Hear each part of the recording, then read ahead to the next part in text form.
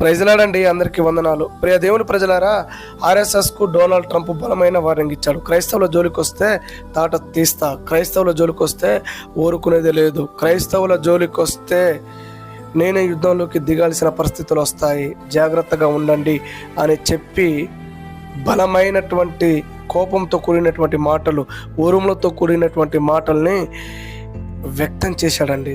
చూడండి నా దేవుడు ప్రజలారా, మతోన్మాది పెంచి పోషిస్తున్నటువంటి మతోన్మాద మూకలకు ఆర్ఎస్ఎస్ కావచ్చు, బీజేపీ కావచ్చు, విహెచ్పీ కావచ్చు, పిహెచ్పీ కావచ్చు, అది ఏదైనా కావచ్చు, బజరంగ దళ సంస్థలన్నిటికీ నేను హెచ్చరికలు జారీ చేస్తున్నాను. మీరు జాగ్రత్తగా ఉండండి.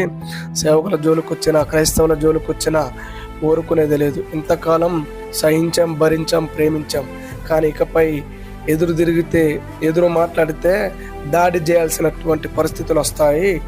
జాగ్రత్తగా ఉండండి. అదే కాదు, మైనార్టీలకు